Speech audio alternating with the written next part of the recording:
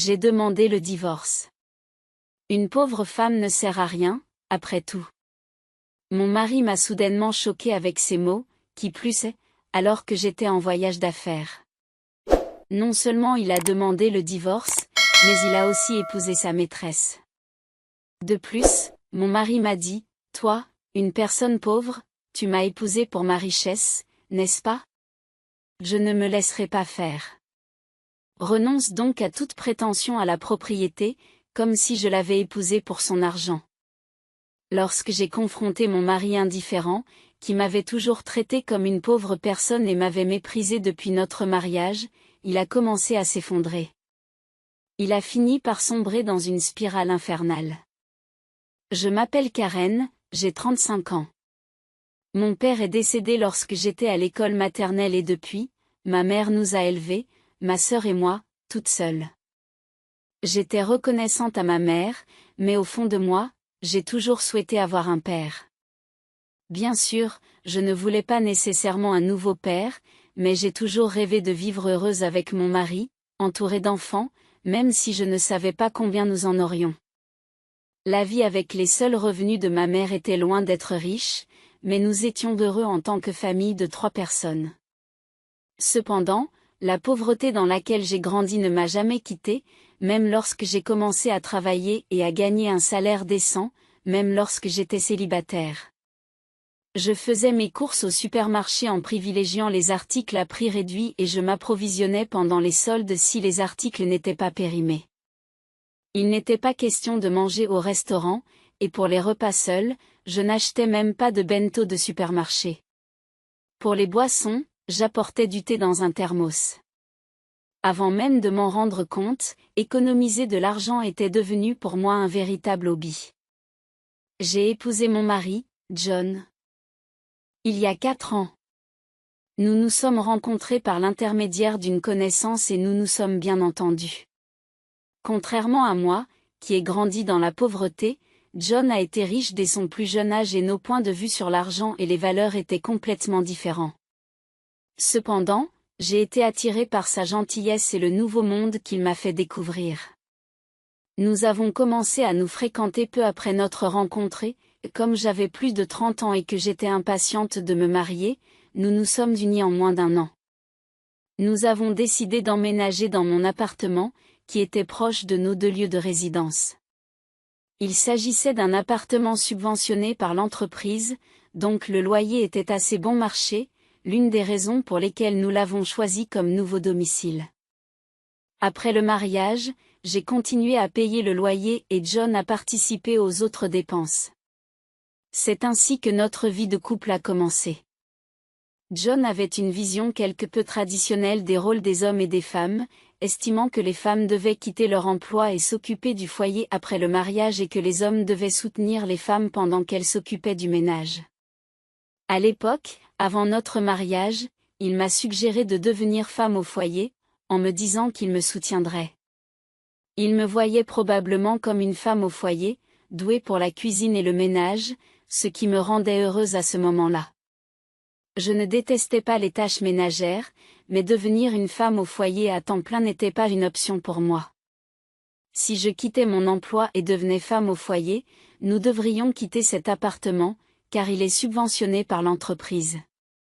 Déménager dans un appartement similaire augmenterait considérablement notre loyer et nos frais de déménagement. Honnêtement, le salaire de John n'était pas si élevé.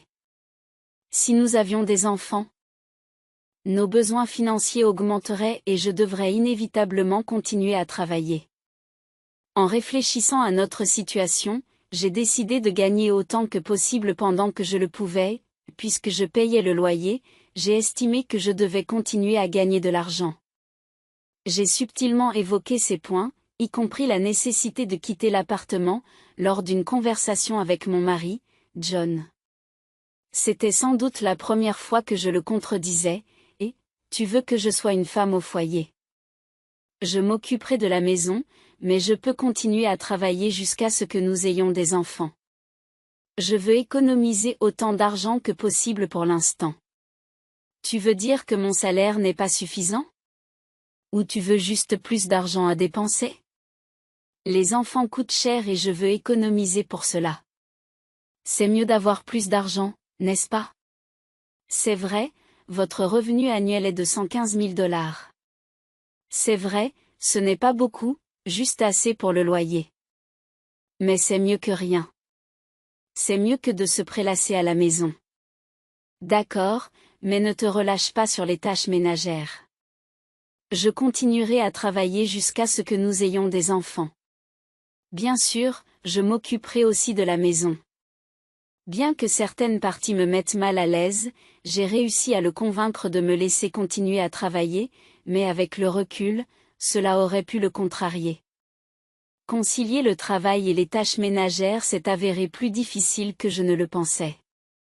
J'étais employée à temps plein, et non à temps partiel. Je me levais tôt pour préparer le petit déjeuner, les boîtes repas pour nous deux, préparer le dîner et ranger la maison. En rentrant à la maison, je préparais le dîner, chauffais le bain et faisais la lessive.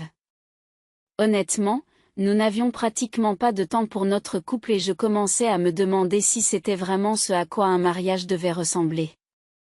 D'un autre côté, John, qui se comportait comme un mari traditionnel, ne faisait absolument rien à la maison.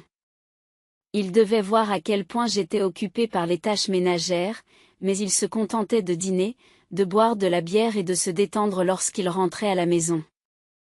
Il prenait son bain seul dès qu'il était prêt, puis allait dans sa chambre. J'aurais aimé qu'il m'aide un peu, étant donné que je travaillais beaucoup, mais je ne pouvais rien dire, de peur qu'il me dise de quitter mon travail. Malgré son manque d'aide à la maison, j'espérais naïvement qu'il changerait une fois que nous aurions des enfants. Cependant, notre relation était devenue distante, ce qui rendait la perspective d'avoir des enfants peu probable. J'ai décidé d'en discuter avec John. Et, on devrait commencer à penser à avoir des enfants, non? Des enfants. Tu es plutôt énergique, alors que tu es fatigué par le travail et les tâches ménagères. Il ne s'agit pas de cela.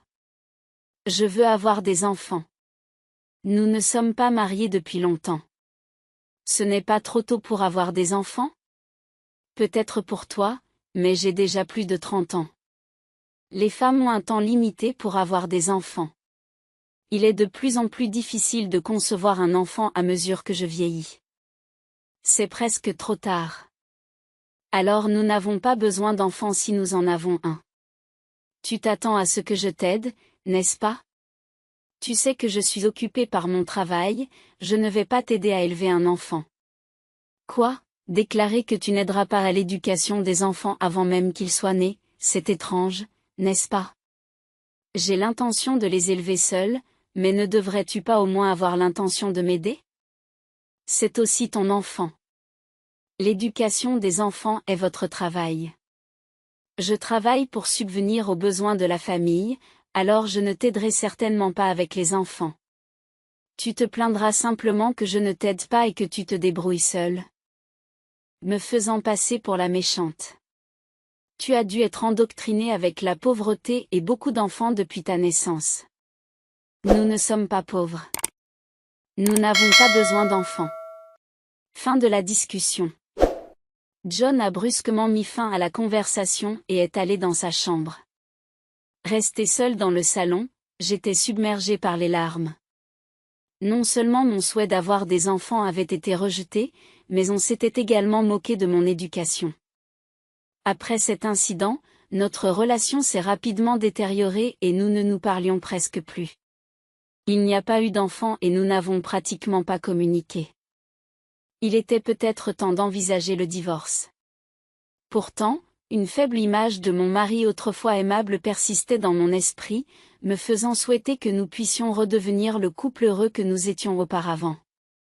Depuis lors, je jonglais inlassablement avec mes responsabilités professionnelles et familiales. J'étais incroyablement occupée par diverses tâches.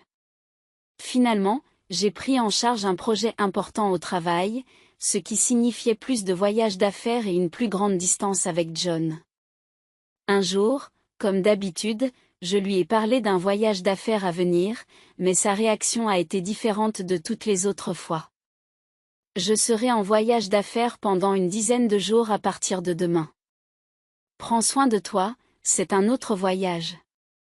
Vous travaillez toujours dur, prenez soin de vous, même si vous devez être fatigué. Il a fait preuve d'une gentillesse inattendue, contrairement à son habitude moqueuse. Il m'a même dit, en souriant, « Attends-toi à une grande surprise à ton retour. » J'avais renoncé à lui et j'étais résolu à prendre une décision intérieure.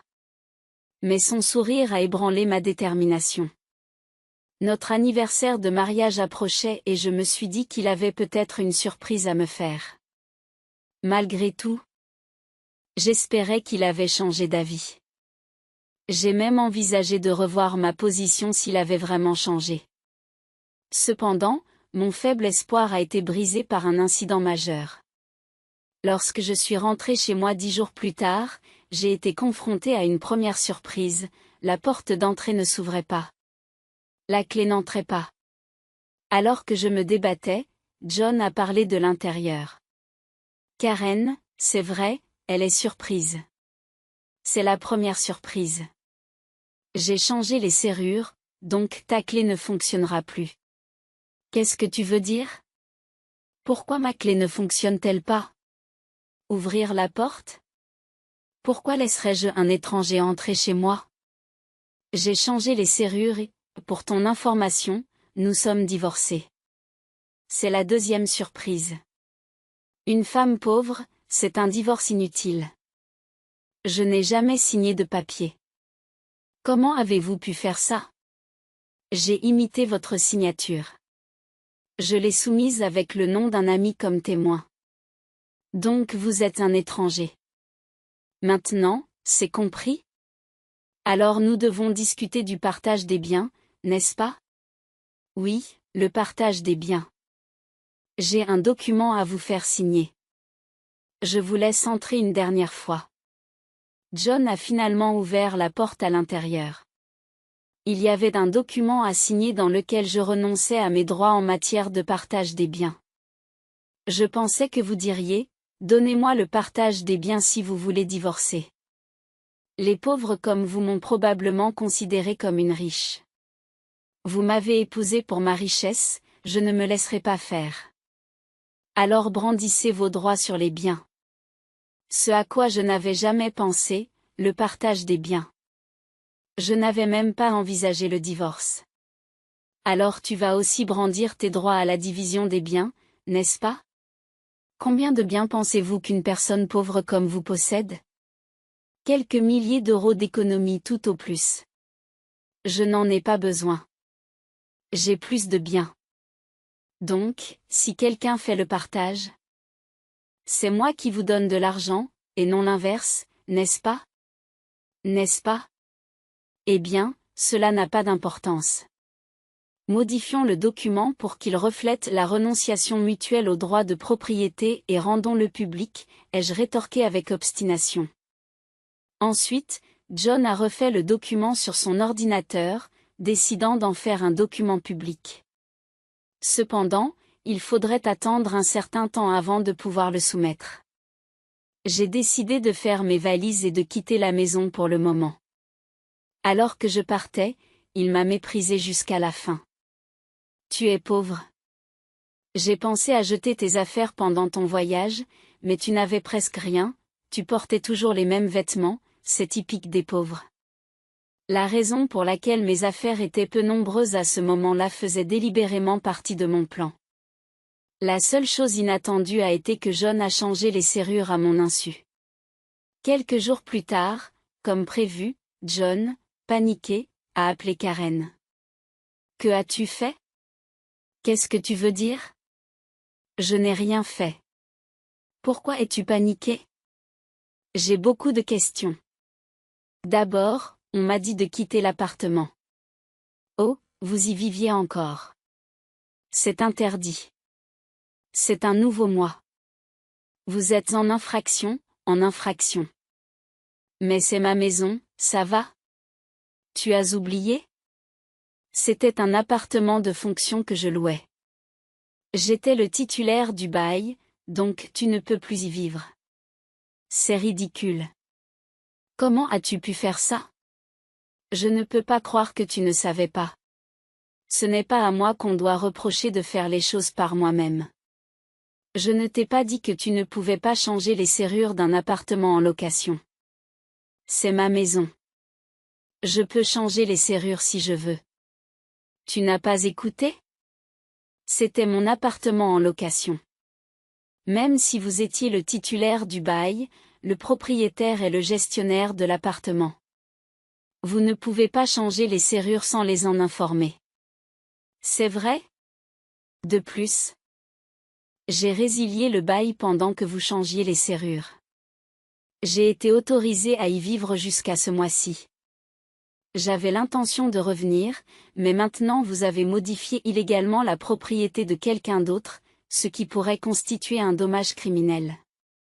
Attendez, pourquoi l'avoir résilié si tôt? Dommage criminel, c'est pour ça que la police est à la porte d'entrée maintenant? J'ai trop peur pour l'ouvrir, mais j'ai répondu calmement, la police est donc venue.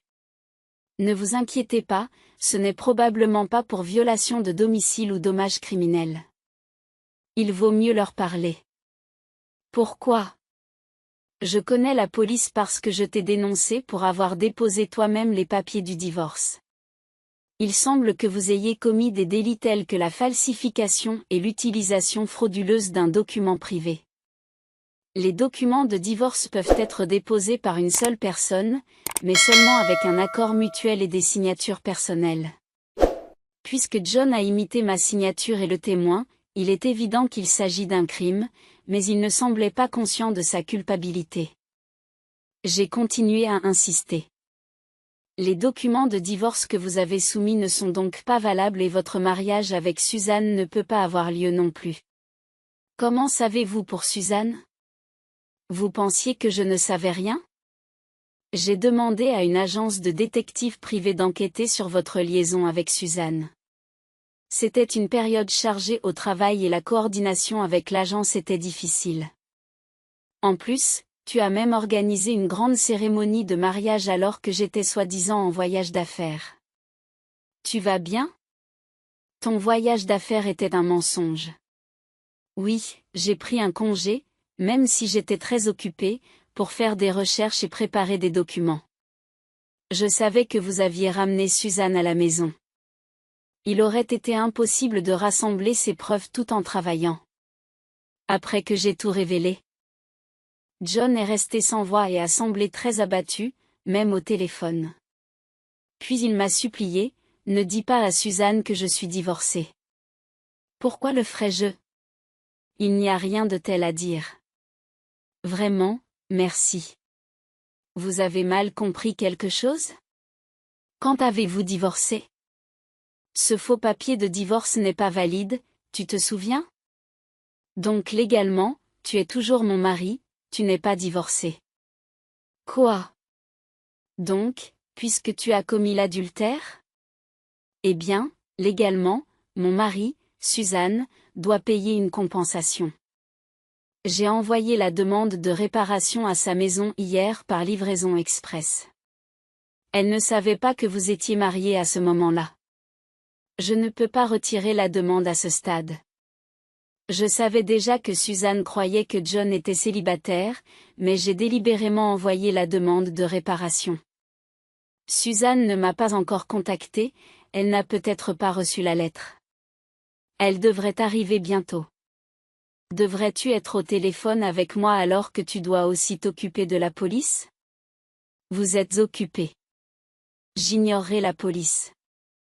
Je ne serai pas arrêté. Je vais maintenant chez Suzanne pour récupérer la lettre, avant qu'elle ou sa famille ne puissent l'accepter. Il a ensuite raccroché. Il est probablement allé directement chez Suzanne pour attendre le facteur à la porte d'entrée. Je savais que ce serait vain, car la lettre avait été envoyée en recommandé à Suzanne uniquement. Quelques heures plus tard, John, dépité, m'a appelé. Selon lui, il y a eu un incident à l'arrivée du facteur. Enfin, je vais prendre cette enveloppe. Qui êtes-vous? Vous n'habitez pas ici, n'est-ce pas? Je suis pratiquement un résident ici. Comme je suis mariée, j'ai le droit de recevoir le courrier. Je vois, mais je ne peux pas vous donner cette enveloppe. C'est un courrier recommandé pour Suzanne. Seulement, quoi? Me la donner? Absolument pas. Si vous êtes si pressé, demandez la permission à Suzanne. Qu'est-ce qui se passe ici? Oh John, c'est quoi tout ce bruit? Qu'est-ce qui se passe? Ah, Suzanne? C'est un courrier recommandé pour toi. Cet homme a insisté pour le prendre. Désolé pour le dérangement. Maintenant, je vais partir. Qu'est-ce que c'est que ça? Une demande de réparation? John, vous étiez marié. Qu'est-ce qui se passe ici? Désolé, c'est juste que c'est une ex-femme d'il y a longtemps. J'étais gênée de le dire, je suis divorcée. Je suis désolée d'avoir gardé le secret, mais c'est étrange, n'est-ce pas? Nous ne sortons pas ensemble depuis longtemps. Et une demande de réparation. Si vous étiez divorcé avant que nous sortions ensemble, il ne devrait pas y avoir de problème, n'est-ce pas? Mon ex-femme est folle. Peut-être qu'elle demande réparation par dépit parce que je me suis mariée. C'est l'excuse qu'il a donnée. Mais un tel mensonge a été rapidement démasqué. L'enveloppe contenait une lettre que j'avais écrite, ainsi que mes coordonnées, de sorte que Suzanne m'a appelé directement. Lors de cet appel, je lui ai parlé de la liaison, du divorce non valide et du fait qu'ils avaient célébré un mariage alors qu'il était encore marié avec moi. Bien qu'ils aient eu une cérémonie de mariage, ils n'avaient pas encore soumis l'enregistrement du mariage.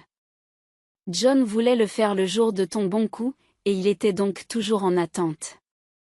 Il a probablement retardé l'enregistrement du mariage parce qu'il ne savait pas si le divorce avait été prononcé.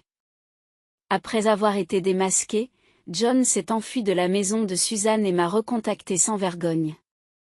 Comme j'avais encore quelque chose à lui dire, nous avons convenu de nous rencontrer dans un café voisin. Dès que je suis arrivée, John m'a dit Karen, s'il te plaît, retire la demande de réparation. Faisons comme si nous étions séparés depuis longtemps et officiellement divorcés. Maintenant, je peux m'excuser auprès de Suzanne d'avoir divorcé secrètement et peut-être le dissimuler. Tu penses que je suis désespérée de rester mariée avec toi? J'allais demander le divorce de toute façon. Mais comme tu m'as trompée, tu devras payer une réparation. Tu essaies juste de m'extorquer de l'argent, hein, typique des pauvres. Tu as un cœur si pauvre. Tu dis n'importe quoi. Selon ma réponse, tout peut changer. Il y a encore une option où nous ne divorçons pas. Si je dis non, tu ne peux pas le rejeter, ce qui veut dire que tu ne peux pas épouser Suzanne et que ton état civil sera dévoilé. Très bien, je paierai la réparation. Divorcez maintenant. Signez ici pour le partage des biens. Combien voulez-vous encore me prendre? La réparation devrait suffire. Rappelez-vous, nous étions d'accord pour renoncer à la division des biens, alors rendons ça officiel. D'accord, vous n'êtes pas aussi mauvais que je le pensais, merci.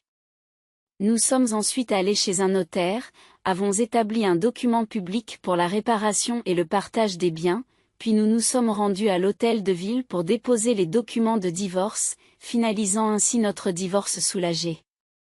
J'ai échangé les derniers mots avec John, heureux que nous n'ayons pas à diviser les biens. Qu'est-ce que tu veux dire? C'est moi qui en profite, d'ailleurs, est-ce que tu as des biens? Après m'avoir versé une réparation, Suzanne demandera également des dommages et intérêts. Elle a parlé de vous faire payer les frais du mariage. C'est impossible. J'épouse Suzanne. Elle ne peut pas prétendre que nous sommes divorcés maintenant, donc il ne devrait pas y avoir de problème pour continuer à vivre dans un fantasme. Vous avez commis une fraude au mariage. Vous vous êtes marié alors que vous étiez encore marié. Tu crois que Suzanne croit encore que tu as fraudé le mariage? C'est ridicule. Suzanne me croira. Croyez-le, si vous voulez. Suzanne me l'a dit directement. De plus, les invités à votre mariage n'ont-ils pas été payés en tant qu'acteurs? Vous leur devez encore quelque chose. Vous le saviez. Je ne les ai pas encore payés. Qu'est-ce que ça peut vous faire? Vous auriez pu prendre la division de la propriété et être mieux lotis. C'est ce que je voulais te dire. Même si nous avions divisé les biens, vous auriez bénéficié de plus d'avantages. De quoi parlez-vous? Pauvre femme, votre famille est pauvre et vous ne gagnez que 15 000 $ par an. C'est vrai, même si vous aviez une augmentation, ce serait à peine 20 000 $. Vous n'avez pas de biens. Vous n'arrêtez pas de me traiter de pauvre, alors j'ai pensé que vous vous trompiez. Oui, mon salaire est bien de 15 000 $, mais vous savez que je travaille pour une entreprise étrangère, n'est-ce pas? Il semble que vous ne vous intéressiez pas à moi, mais je suis devenu directeur de la branche américaine. Ce n'est pas 115 000 $ par an, mais par mois. 155 000 $ par mois. Cela fait donc un revenu annuel de 100 000 $. Vous n'êtes toujours pas doué pour les chiffres. Comment faites-vous pour garder un emploi? C'est 180 000 $ par an. 180 000 $, ce n'est pas possible. Bien sûr. Je n'ai pas eu l'occasion de dépenser une telle somme, alors j'ai économisé pour l'avenir. Les économies réalisées avant notre mariage ne font pas partie du partage des biens, mais il reste une somme considérable depuis notre mariage, et j'aurais donc pu en recevoir la moitié dans le cadre du partage des biens. Tu étais mon destin après tout. Je vais faire corriger les papiers du divorce, ça va? Après tout ce mépris, vous pensez que j'annulerais volontiers le divorce. Si tu as autant d'argent, tu n'as pas besoin de demander réparation, n'est-ce pas? Ce n'est qu'une petite somme pour vous. Celui qui se moque d'un centime pleurera pour un centime. Cette réparation est pour l'angoisse mentale que vous m'avez causée. J'aimerais réclamer plus honnêtement et puisque nous avons officialisé la chose, veillez à la payer, même en plusieurs fois. Je serai sans le sou. Aussi, ne retournez pas dans cet appartement. Vos affaires auraient déjà dû être transférées chez vos parents. Tu pensais que j'avais peu d'affaires, mais c'est parce que j'avais déjà déménagé la plupart d'entre elles.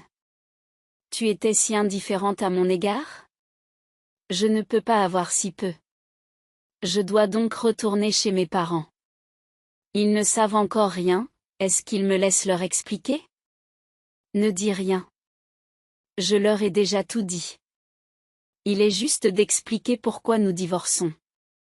Oh, et ton père a dit, ne franchis plus jamais le seuil de notre maison. Je n'ai donc nulle part où aller. Il s'est effondré et j'ai quitté le café. Plus tard, j'ai appris qu'il avait causé des problèmes au poste de police. Malgré mes conseils, il est retourné à l'appartement. Il est resté assis sans but dans l'appartement vide jusqu'à ce que le gérant appelle la police et qu'il soit emmené. Je ne sais pas si c'était pour entrave à l'exercice des fonctions publiques, pour violation de domicile ou pour falsification des documents de divorce. Finalement, ses parents ont pris ses responsabilités.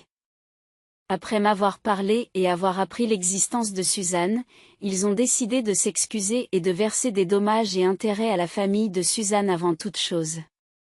Ils sont allés chez Suzanne pour s'excuser, s'agenouillant devant sa famille. Ils ont tout réglé sans porter plainte pour fraude au mariage, payant même les frais de mariage. Je m'attendais à ce qu'ils intentent un procès et j'ai été déçu qu'ils ne le fassent pas. J'ai donc décidé d'intenter une action en justice contre lui pour avoir falsifié les documents du divorce. John a proposé un règlement, mais je n'ai pas retiré ma plainte. Je ne voulais pas qu'il pense que tout pouvait être résolu avec de l'argent. Je voulais qu'il soit condamné et qu'il comprenne la gravité de ses actes. Même si cela a coûté du temps et de l'argent, j'ai tout laissé à mon avocat, de sorte que cela n'a pas été trop lourd pour moi. Même si cela a pris du temps. JN, exposé pour ses actions et la fraude au mariage dans son entreprise, ne pouvait plus y rester. Après avoir été détenu par la police et s'être absenté sans permission, il a finalement été licencié. Il a fini par vivre chez ses parents, travaillant toute la journée dans l'entreprise de construction d'un parent. Son père lui a pris tous ses gains, le laissant sans aucun revenu. Je pensais que ses parents ne l'abandonneraient pas, mais ils ont été plus sévères que je ne le pensais. Ils ont payé ma réparation et l'indemnité de Suzanne, prévoyant de le faire travailler comme un cheval jusqu'à ce qu'il ait tout remboursé. Il vivait dans un endroit semblable à un hangar, sans électricité, et ne recevait que 5 dollars par jour pour la nourriture, déduit de son salaire. Il prévoit de le renier et de le mettre à la porte une fois qu'il aura tout remboursé. Un destin difficile. Après des années de dur labeur, on m'a proposé un poste au siège social à l'étranger, et j'ai donc déménagé. Une fois le divorce prononcé, j'ai craint que John ne vienne me demander de l'aide ou qu'il ne nourrisse du ressentiment, mais le fait d'avoir déménagé à l'étranger a apaisé ses craintes. Je pensais que le travail serait mon partenaire pendant un certain temps, mais j'ai rapidement trouvé une nouvelle relation. Je sors maintenant avec un cadre étranger de notre siège social et je suis enceinte, j'ai l'intention de me marier bientôt. Je lui ai tout dit sur mon passé et mon ex-mari et il est compréhensif. Je vais prendre un congé de maternité et j'envisage de reprendre le travail plus tard. Soutenu par lui, il est enthousiaste à l'idée de prendre un congé de paternité et d'assumer la coparentalité, ce qui témoigne d'une perspective culturelle différente. Après avoir été tourmentée par mon ex-mari, j'ai enfin l'impression d'accéder au vrai bonheur et d'avoir confiance dans la construction de la famille heureuse dont j'ai toujours rêvé. Nombreux sont ceux qui souffrent de l'égoïsme de leur conjoint. Si le divorce n'est pas toujours le bon choix, le silence n'est pas une vertu. Il est important de savoir que des discussions honnêtes peuvent mener à des résolutions et que le divorce est parfois une option nécessaire. Of relaxation.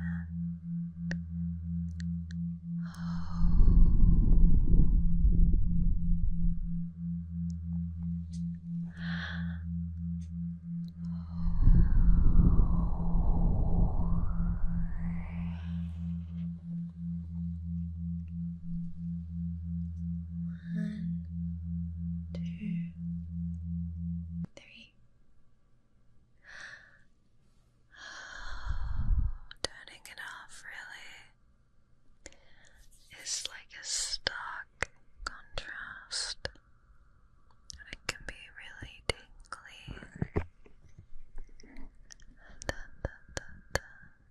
Are you ready for more?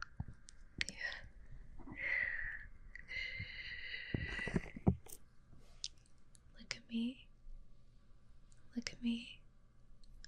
1,